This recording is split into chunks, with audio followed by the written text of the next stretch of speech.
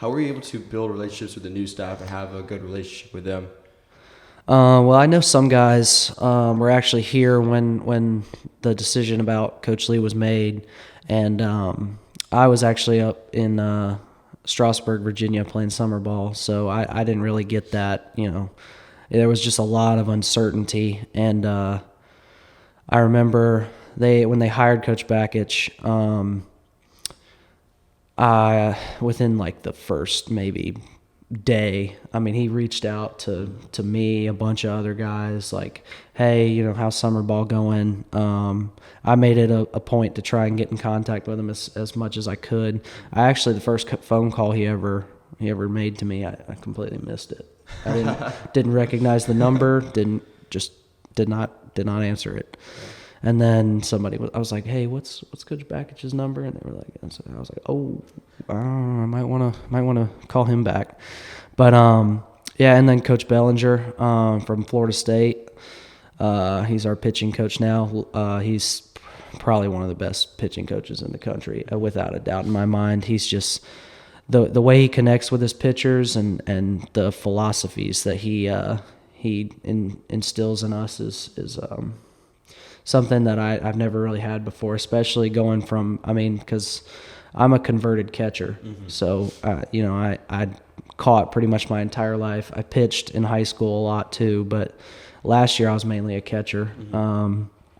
And I really wanted to pitch in college. And so the coaching staff really embracing the me wanting to help the team on the pitching side really is ultimately what kind of pulled me back towards this place. What has this season been like with them there? How they just kind of rallied everyone together? You mentioned Coach Bakich he reached out to everyone after he got hired, which is really cool to hear that he cared about meeting the players that were there.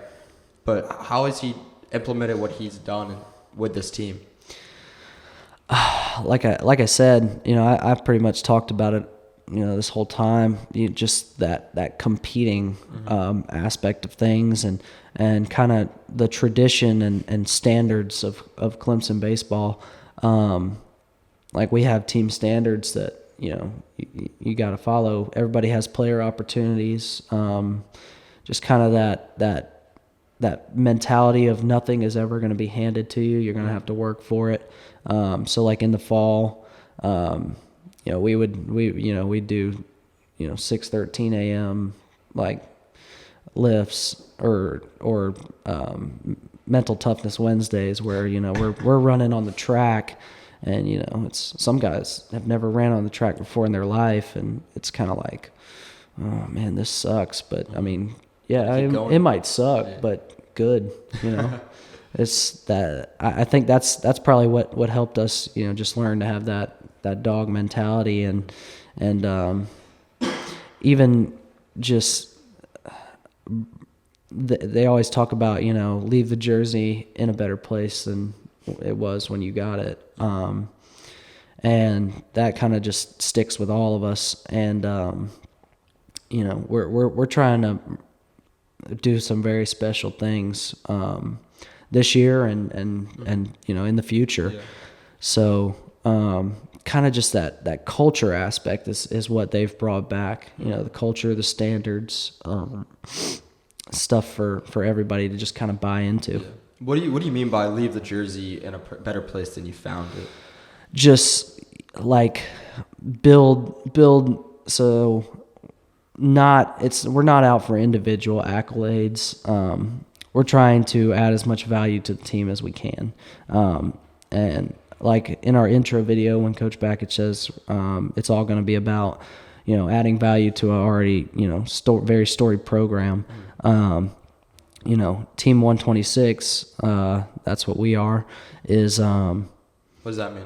It's just, we're the 126th team in Clemson baseball history. Okay. So, we are going to set the standards and the way for team 127, team 128, team 129, so on. And it's just basically build the legacy of Clemson baseball.